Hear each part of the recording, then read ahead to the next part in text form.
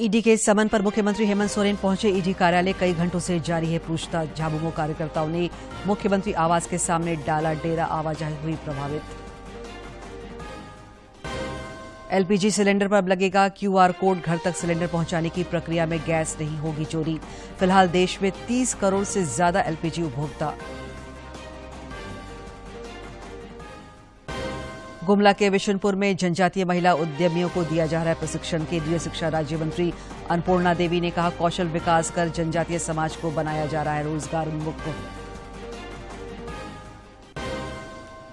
और सरायकेला खरसावां के नीमडी के अंचल निरीक्षक घूस लेते रंगे हाथ गिरफ्तार। एसीबी की टीम ने भूधारण प्रमाण पत्र के लिए 5,000 लेते पकड़ा।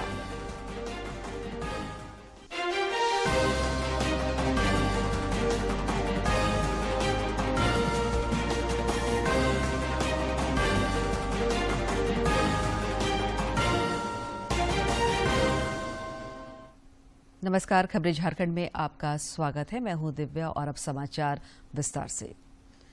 प्रधानमंत्री नरेंद्र मोदी इंडोनेशिया के बाली में आयोजित G20 शिखर सम्मेलन में भाग लेने के बाद स्वदेश लौट आए हैं।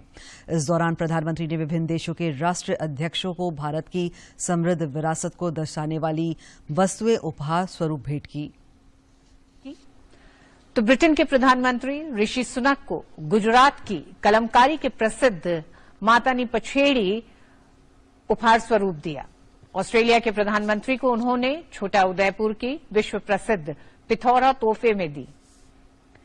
पीएम मोदी ने इटली की नवनियुक्त प्रधानमंत्री जॉर्जिया मेलोनी को पाटन की नामचीन पाटन पटोला दुपट्टा भेंट किया। फ्रांस, जर्मनी और सिंगापुर को कच्छ का प्रस्तर पात्र में भेंट किया। पीएम ने इंडोनेशिया को सूरत की नामी चांदी का पात्र और हिमाचल के किन्नौर का किन्नौरी शॉल उपहार में दिया। स्पेन को पीएम मोदी ने मंडी और कुल्लू का ख्याति प्राप्त कनाल पीतल सेट बतौर तोहफे में भेंट किया।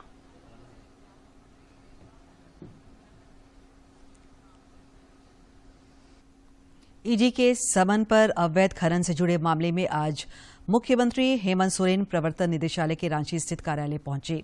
मुख्यमंत्री हेमंत सोरेन करीब 12 बजे ईडी कार्यालय पहुंचे, जहां उनसे कई घंटों से पूछताछ चल रही है। सूत्रों के मिली जानकारी के अनुसार ईडी की रांची स्थित क्षेत्रीय कार्यालय में अधिकारियों की टीम धन शोधन निवारण अधिनियम के प्रावधानों के तहत मुख्यमंत्री से पूछताछ कर रही है। इससे पूर्व 1 नवंबर को ईडी ने मुख्यमंत्री को समन भेजा था और पूछताछ के लिए 3 नवंबर को ईडी कार्यालय तलब किया था, लेकिन अपने व्यस्त कार्यक्रमों की वजह से 3 हफ्तों के समय की मांग की थी, जिस पर ईडी कार्यालय ने आज उन्हें हाजिर होने के लिए दोबारा समन जारी किया था।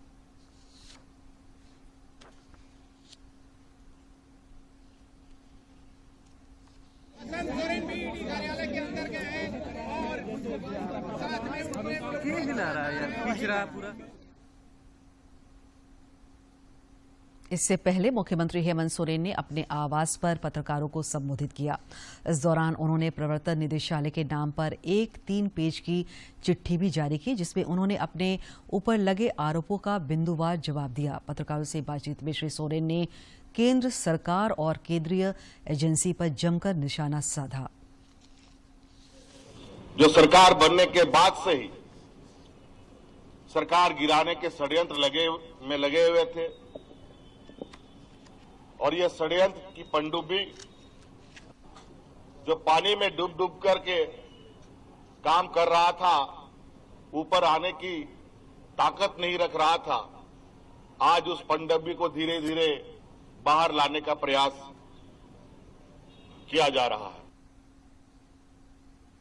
मुख्यमंत्री के ईडी कार्यालय जाने के समय उनके छोटे भाई और दुमका से विधायक बसंत सोरेन भी साथ थे। हालांकि वे प्रवर्तन निदेशालय कार्यालय के गेट से वापस लौट आए। इस दौरान पत्रकारों से बातचीत में उन्होंने उन अटकलों को सीधे तौर पर खारिज कर दिया है, जिसमें झारखंड में किसी प्रकार के नेतृत्व परिवर्तन की संभावना जताई जा रही है। कई बार संवैधानिक संकट होते हैं तो नेतृत्व परिवर्तन की जब बारी आएगी उस टाइम पे पार्टी विचार करेगी। बसंत जी, क्या पॉलिटिकली मोटिवेटेड को अधिकृत भी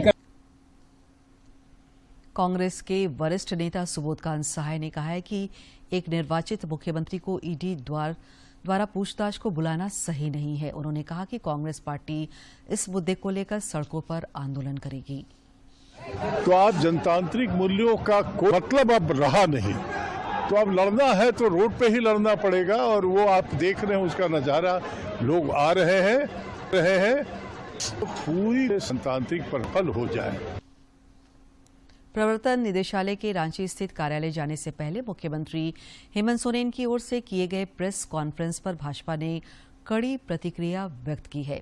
भाजपा के प्रवक्ता प्रतुल नाथ शाहदेव ने कहा कि मुख्यमंत्री हेमंत सोरेन ने जिस तरह से पूछताछ से पहले प्रेस कॉन्फ्रेंस की है और अपने पत्र को सार्वजनिक किया है, उससे कहीं न कहीं जांच को प्रभावित करने की कोशिश की जा रही है। उन्होंने कहा कि संवैधानिक पद पर बैठे व्यक्ति को जांच से सहयोग करना चाहिए। उसे सार्वजनिक किया, हम मानते हैं ये कहीं ना कहीं एक स्वतंत्र एजेंसी के जांच में ये इंटरफेयर करने की कोशिश थी। माननीय मुख्यमंत्री जी ने घोटाले से बिल्कुल इनकार नहीं किया, लेकिन उन्होंने कहा कि जो 1000 करोड़ की राशि है ये इस पर उनको संदेह है, तो एक तरीके से उन्होंने घोटाले के बारे में एडमिट किया। रांची नगर निगम के मेयर का सीट आदिवासी महिला के लिए आरक्षित रहा है। इस बार यह सीट अनुसूचित जाति के लिए आरक्षित कर दिया गया है। इसकी जानकारी राज्य निर्वाचन आयोग द्वारा दी गई है। राज्य निर्वाचन आयोग झारखंड में नगर निकाय की चुनावी तैयारियों में लगा हुआ है। इसके तहत अब आयोग ने राज्य के नगर निगमों की सीटों के आरक्षण पैटर्न में बदलाव किया है। आयोग की ओर से जारी अधिसूचना में पलामू, हजारीबाग, गिरिडीह, देवघर, धनबाद, बोकारो, सरायकेला खरसावां और पूर्वी सिंहभूम के महापौर सीट का भी जिक्र किया गया है। राज्य निर्वाचन आयोग ने नगर निगमों के अलावा नगर परिषदों के अध्यक्ष पद के लिए भी आरक्षण की कैटेगरी तय कर दी है। केंद्रीय स्वास्थ्य मंत्रालय ने कोवैक्सीन को लेकर विनियामक अनुमोदन का दावा करने वाली मीडिया रिपोर्ट को भ्रामक बताया है। मंत्रालय ने कहा है कि टीकों को मंजूरी देने में वैज्ञानिक दृष्टिकोण और निर्धारित मानदंडों का पूरा पालन किया गया है। ये स्वास्थ्य मंत्रालय ने कहा है, टीकों को मंजूरी देने में वैज्ञानिक दृष्टिकोण और निर्धारित मानदंडों का पालन हुआ है। कोवैक्सीन के क्लिनिकल परीक्षण में कोई जल्दबाजी नहीं हुई है, ये स्वास्थ्य मंत्रालय ने कहा है। प्रक्रियाओं का पालन में कोई राजनीतिक दबाव नहीं, ये स्वास्थ्य मंत्रालय की तरफ से कहा गया है। क्लिनिकल परीक्षण में कोई अनियमितताएं नहीं बरती गईं कोवैक्सीन को लेकर। तो उन्होंने मीडिया की जो ये रिपोर्ट है उसको सरासर भ्रामक, झूठी और गलत सूचनाओं पर आधारित करार दिया है। स्वास्थ्य मंत्रालय ने ये जो हालिया मीडिया रिपोर्ट कोवैक्सीन को लेकर के चल रही थी उसे खारिज किया है। तो कोवैक्सीन के लिए विनियामक अनुमोदन का दावा करने वाली मीडिया को भ्रामक बताया नितेंद्र सिंह हमारे संवाददाता। अब आपके घरेलू एलपीजी सिलेंडर पर जल्द ही क्यूआर कोड लगा होगा। केंद्रीय पेट्रोलियम मंत्री हरदीप सिंह पुरी ने आज इस संबंध में ट्विटर पर एक वीडियो साझा किया है। सरकार ने एलपीजी गैस सिलेंडर पर क्यूआर कोड लगाने का फैसला लिया है ताकि घर तक सिलेंडर पहुंचाने की प्रक्रिया में वेंडर्स उसमें से गैस नहीं निकाल सके। इस समय देश में लगभग 30 करोड़ एलपीजी उपभोक्ता हैं और गैस सिलेंडरों की संख्या 70 करोड़ के आसपास है। दरअसल क्यूआर कोड की मदद से सिलेंडर को ट्रैक किया जा सकेगा। For the existing cylinder, this is my bulk of my inventory. It will be done like this. It will be pasted. We have already started the pilot. This is for the new cylinder. Okay. So मेरे पास जो 50 crore cylinders है ना चला उसमें ये लगेगा। उससे ये भी तो पता लगेगा वो सिलेंडर है किसके पास। जनजातीय क्षेत्रों से पलायन रोकने और महिलाओं को आत्मनिर्भर बनाने के उद्देश्य से आज से गुमला के विशनपुर में जनजातीय उद्यमिता प्रशिक्षण कार्यक्रम की शुरुआत हुई। कौशल विकास और उद्यमिता मंत्रालय के सहयोग से प्रशिक्षण का तीसरा चरण शुरू किया गया है, जिसमें जिले के 500 आदिवासी युवाओं को प्रशिक्षित किया जा रहा है। प्रशिक्षण कार्यक्रम की शुरुआत केंद्रीय शिक्षा राज्य मंत्री अन्नपूर्णा देवी ने की। इस अवसर पर उन्होंने कहा कि प्रधानमंत्री के निर्देश पर आदिवासी समुदायों को उनके संबंधित भौगोलिक क्षेत्रों में रोजगार के लिए तैयार करने की पहल की जा रही है। उन्होंने कहा कि आज का यह प्रशिक्षण शिविर उस दिशा में और एक कदम है। विकास के साथ साथ रोजगार और स्वरोजगार से लोगों को जोड़ेंगे ताकि जो विकसित भारत की कल्पना है, विकसित देश की कल्पना हम करते हैं, समृद्ध भारत की कल्पना कर रहे हैं, निश्चित रूप से तभी संभव हो सकता है जब आप जैसे हमारे दूरस्थ इलाके की बेटियां, दूरस्थ इलाके की बहनें आगे आकर आप काम करेंगे। और निश्चित रूप से ये हम कह सकते हैं कि आज हमारी जो बेटियां यहाँ प्रशिक्षण प्राप्त करने के लिए आई हैं, तो कहीं न कहीं आपके माता पिता को भी हम उनके प्रति भी आभार व्यक्त करते हैं कि भारत सरकार की नवरत्न कंपनियां भी अपने CSR कार्यक्रमों के तहत महिलाओं को रोजगारोन्मुख बनाने का प्रयास कर रही है।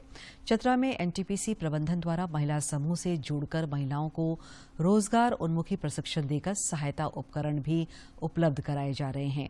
प्रबंधन ने आज जिले के कामता, राहम और गाड़ीलोंग गांव की महिला समूहों के बीच मुर्गी पालन को लेकर चूजा, दाना उपकरण और सोलर लालटेन का वितरण किया।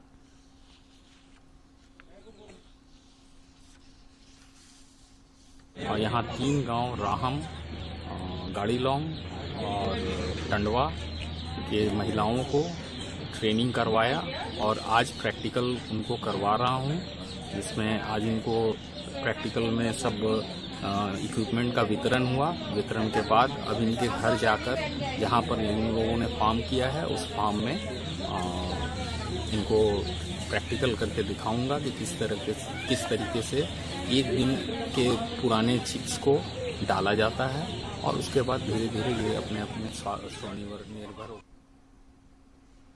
दुमका में चर्चित भागवत राउत हत्याकांड में जिला एवं अपर सत्र न्यायाधीश तृतीय लक्ष्मण प्रसाद की अदालत ने सभी 7 आरोपियों को दोषी करार दिया है। सजा के बिंदु पर अब 22 नवंबर को सुनवाई होगी। भाजपा नेता और पूर्व जिला परिषद सदस्य भागवत राउत पर उन्हीं के घर के सामने वर्ष 2016 की रात में हमला हुआ था। अस्पताल में भर्ती करने के बाद बेहतर इलाज के लिए रेफर करने के दौरान रास्ते में ही उनकी मौत हो गई थी।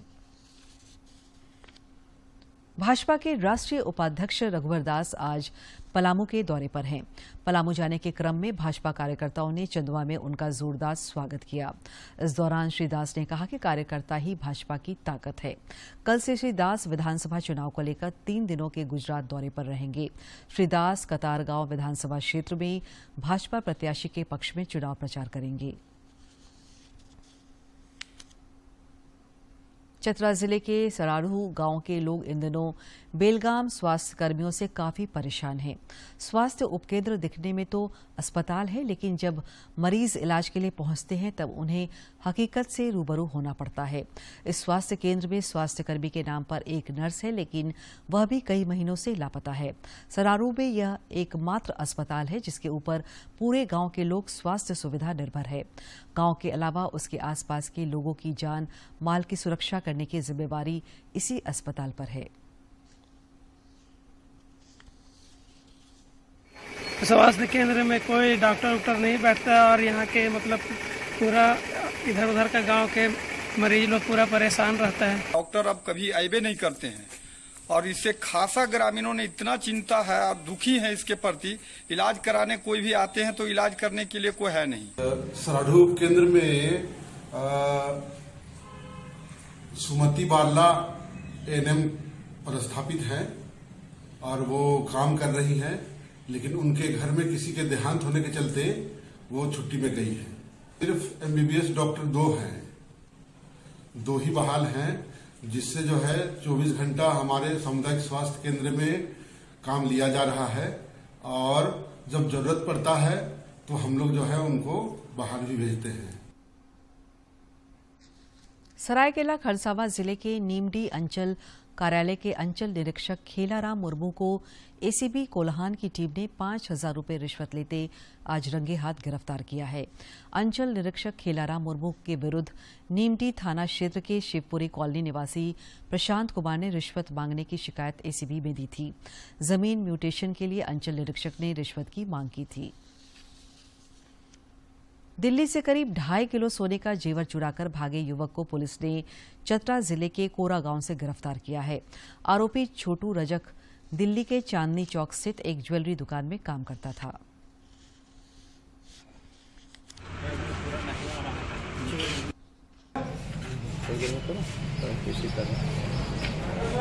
तो 12 नवंबर को कोतवाली थाने दिल्ली में जो चांदनी चौक के नजदीक पड़ता है, वहां पे FIR दर्ज किया गया।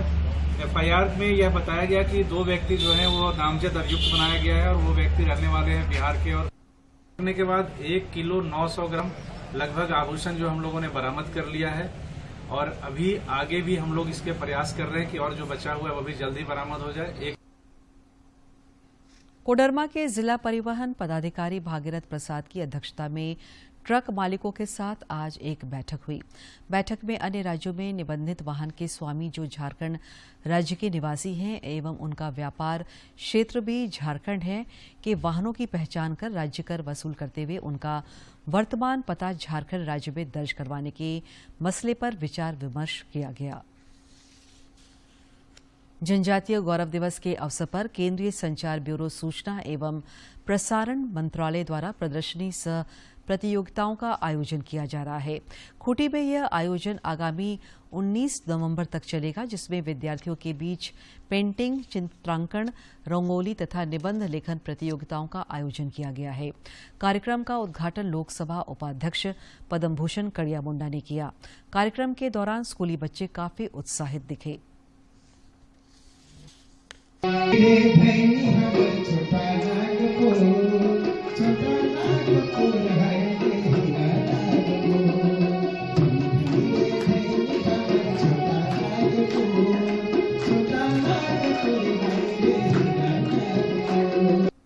बिरसा मुंडा के बारे में कुछ नहीं पता था।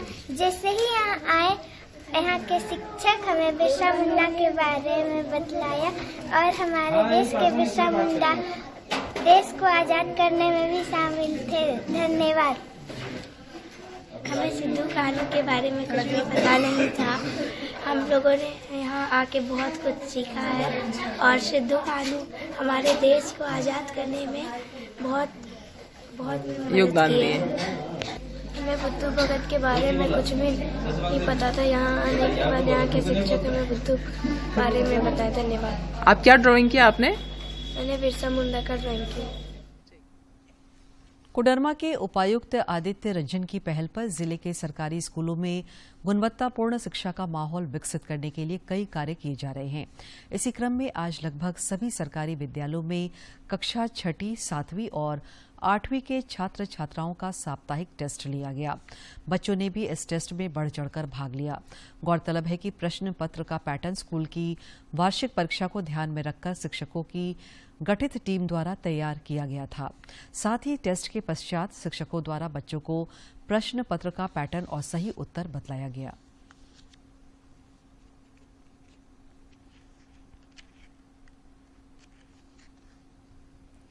प्रधानमंत्री नरेंद्र मोदी 27 नवंबर को आकाशवाणी पर मन की बात कार्यक्रम के जरिए देश विदेश के लोगों के साथ अपने विचार साझा करेंगे। श्री मोदी ने इसके लिए लोगों के सुझाव मांगे हैं।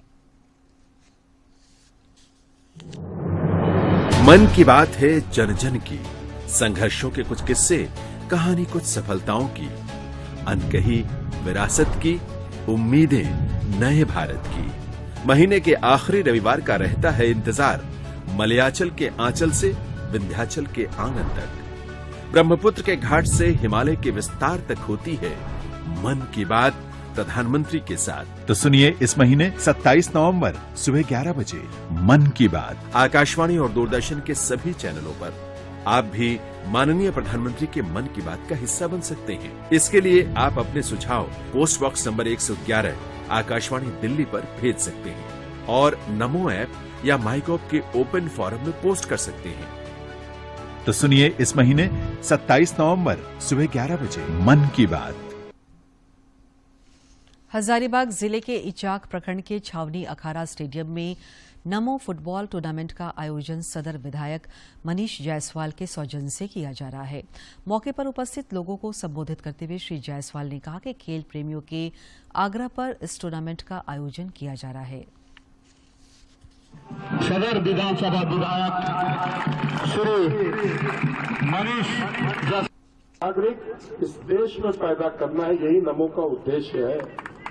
मुझे पूरा उम्मीद है कि इसकी इस उद्देश्य की पूर्ति जो वर्तमान में नमो का टूर्नामेंट यहाँ इचाक में हो रहा है उससे भी होना संभव हो सकेगा। एक बार फिर से पार्ट लेते हुए सभी खिलाड़ियों को और आयोजन में जुटे हुए सभी लोगों को बहुत बहुत धन्यवाद। और अब कुछ खबर राज्य के विभिन्न जिलों से।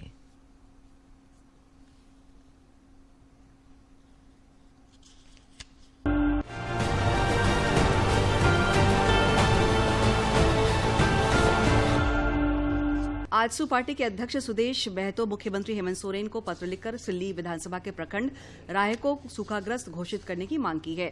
श्री महतो ने अपने पत्र में लिखा है कि इस साल मानसून की दगाबाजी और समय पर बारिश नहीं होने के कारण राज्य के बड़े हिस्से को संकट का सामना करना पड़ा है।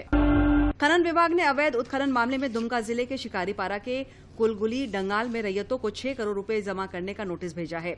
इसके बाद रैयतों ने बाबूलाल मरांडी से मुलाकात की। दरअसल कई रैयतों ने खनन विभाग ने अवैध खनन का मामला कुछ दिन पूर्व दर्ज कराया गया था। गिरिडीह जिले के गांडे विधानसभा क्षेत्र से भाजपा के विधायक रहे जयप्रकाश वर्मा झारखंड मुक्ति मोर्चा रांची का दामन थाम लिया है। मुख्यमंत्री और अन्य झामुमो नेताओं ने उनका स्वागत किया है। बिरसा कृषि विश्वविद्यालय में चल रहे राष्ट्रीय कृषि उच्चतर शिक्षा परियोजना के तहत वर्चुअल क्लासरूम, एग्री दीक्षा और एकेडमिक मैनेजमेंट सिस्टम पर 2 दिवसीय संवेदीकरण कार्यशाला शुभारंभ वानिकी संकाय में हुआ। मौके पर बिरसा कृषि विश्वविद्यालय के कुलपति डॉक्टर ओंकार नाथ सिंह समेत अन्य विशेषज्ञों ने अपने विचार व्यक्त किए।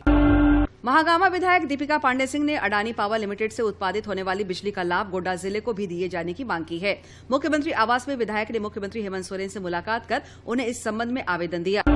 चतरा जिले के टंडवा प्रखंड के नई पारण टोला बरवाडाटार गांव में ठंड के दस्तक देते ही एनटीपीसी की तरफ से 200 गरीब लोगों के बीच कंबल बांटे गए। इस दौरान बड़ी संख्या में ग्रामीणों की भीड़ मौजूद थी। हत्या के जुर्म में आजीवन कारावास की सजा काट रहे गुमान पूर्ति की रिम्स में इलाज के दौरान मौत हो गई। कैदी खूंटी जिले के बुरजू गांव का रहने वाला था।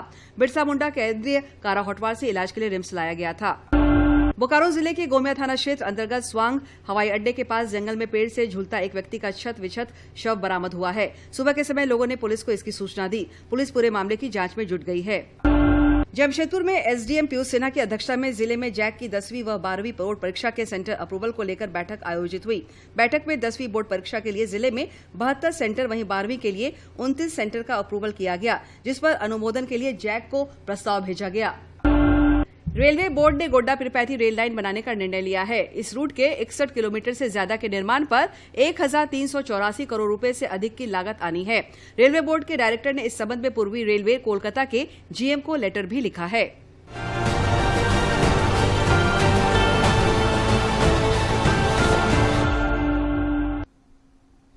राजधानी रांची समेत राज्य के अन्य हिस्सों में आगामी 23 नवंबर तक मौसम शुष्क और आसमान साफ रहेगा। इस दौरान सुबह में कोहरा छाए रहने की पूर्वानुमान व्यक्त किया गया है। मौसम विज्ञान केंद्र रांची ने अगले 5 दिनों तक तापमान में किसी बड़े परिवर्तन की संभावना से इनकार किया है। इस दौरान आसमान साफ रहेगा। पिछले 24 घंटे के दरमियान सिमडेगा के वीके में 10.5 डिग्री सेल्सियस न्यूनतम तापमान रिकॉर्ड किया गया। वहीं रांची का न्यूनतम तापमान 13.4 रहा। और अब एक नजर डालते हैं प्रमुख शहरों के आज के तापमान पर। राजधानी रांची का अधिकतम तापमान 26.5 और न्यूनतम 13.4 डिग्री सेल्सियस रिकॉर्ड किया गया।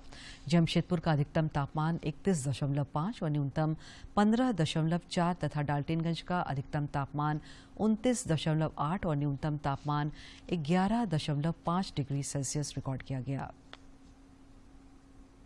और अब देखते हैं क्यों खास है इतिहास में आज का दिन। 17 नवंबर साल 1869 को विश्व की सबसे बड़ी नहरों में से एक सुएज नहर को आधिकारिक तौर पर खोला गया। सुएज नहर मिस्र में मानव निर्मित समुद्र स्तरीय जलमार्ग है। यह भूमध्य सागर को लाल सागर से जोड़ती है।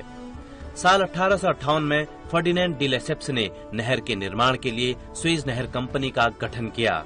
इस नहर की लंबाई पनामा नहर की लंबाई से दुगनी होने के बाद भी इसमें पनामा नहर के खर्च का 1/3 पैसा ही लगा। वर्तमान में सुएज नहर मिस्र देश के नियंत्रण में है।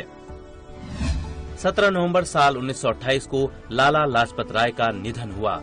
वे भारत के एक महान स्वतंत्रता सेनानी थे।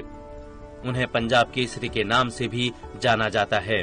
साल 1928 में साइमन कमीशन के विरोध में एक प्रदर्शन के दौरान हुए लाठीचार्ज में लालाजी बुरी तरह से घायल हो गए और अंत में आज ही के दिन 1928 में शहीद हो गए। चंद्रशेखर आजाद, भगत सिंह, राजगुरु, सुखदेव और अन्य क्रांतिकारियों ने अपने प्रिय नेता की हत्या का बदला लेने का निर्णय लिया।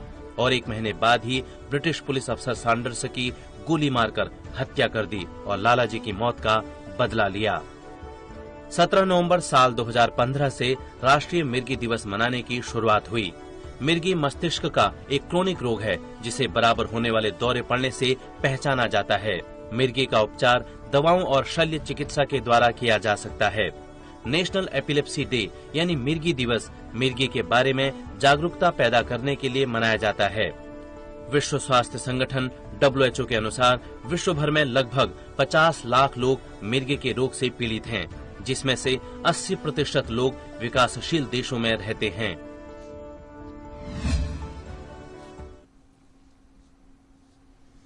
झारखंड शिक्षा विभाग द्वारा सरकारी विद्यालयों में पढ़ने वाले बच्चों के लिए खेलो झारखंड खेलो प्रतियोगिता का आयोजन किया जा रहा है, जिसके तहत आज पाकुड़ जिले के हिरणपुर प्रखंड में भी खेलो झारखंड खेलो प्रतियोगिता का आयोजन किया गया, जिसमें प्रखंड के कई स्कूल के छात्र एवं छात्राओं ने भाग लिया। इन खेलों में बेहतर प्रदर्शन करने वाले खिलाड़ियों को जिला स्तरीय प्रतियोगिताओं में मौका मिलेगा।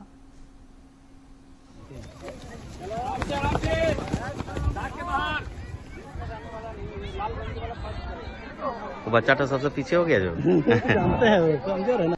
खेलो झारखंड के तहत प्रखंड के सभी बच्चों का दौड़ प्रतियोगिता 100 metre, 200 metre, 400 metre, 800 metre, javelin throw, गोला फेंक, इस तरह का खेल का आयोजन है, जिसमें सभी विजयी प्रतिभागी को जिला स्तर पर उसको मौका मिलेगा। भारत और न्यूजीलैंड के बीच 3 T20 क्रिकेट सीरीज का पहला मुकाबला कल खेला जाएगा। इससे पहले दोनों टीमों के खिलाड़ियों ने पूर्वाभ्यास किया। न्यूजीलैंड के खिलाफ T20 सीरीज के लिए पूरी तरह से तैयार है। सीरीज का पहला मैच कल 18 नवंबर को वेलिंगटन में खेला जाएगा। बतौर कप्तान हार्दिक पांड्या और केन विलियमसन आमने सामने होंगे।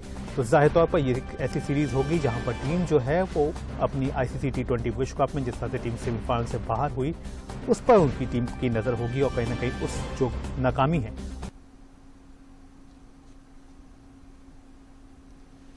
भारतीय निशानेबाजों ने दक्षिण कोरिया में चल रही 15वीं एशियाई एयरगन चैंपियनशिप में अपना स्वर्णिम प्रदर्शन जारी रखते हुए 4 स्वर्ण पदकों पर कब्जा जमाया है। प्रतियोगिता के दूसरे दिन दांव पर लगे 4 स्वर्ण पदक जीत लिए। दिन की पहली पदक स्पर्धा के ऑल इंडिया फाइनल में रिद्धम सांगवान ने पलक को 16-8 से हराकर साल का अपना दूसरा अंतर्राष्ट्रीय स्वर्ण पदक जीता।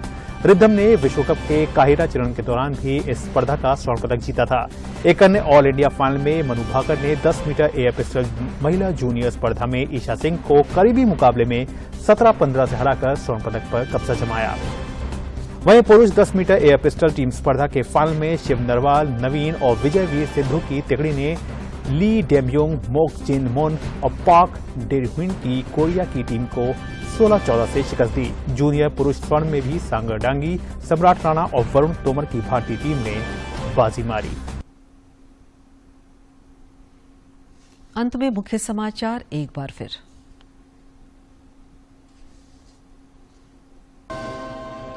ईडी के समन पर मुख्यमंत्री हेमंत सोरेन पहुंचे ईडी कार्यालय। कई घंटों से जारी है पूछताछ। झामुमो कार्यकर्ताओं ने मुख्यमंत्री आवास के सामने डाला डेरा, आवाजाही हुई प्रभावित। एलपीजी सिलेंडर पर अब लगेगा QR कोड। घर तक सिलेंडर पहुंचाने की प्रक्रिया में गैस की नहीं होगी चोरी। फिलहाल देश में 30 करोड़ से ज्यादा एलपीजी उपभोक्ता। गुमला में विशुनपुर में जनजातीय महिला उद्यमियों को दिया जा रहा है प्रशिक्षण। केंद्रीय शिक्षा राज्य मंत्री अन्नपूर्णा देवी ने कहा, कौशल विकास कर जनजातीय समाज को बनाया जा रहा है रोजगारोन्मुख।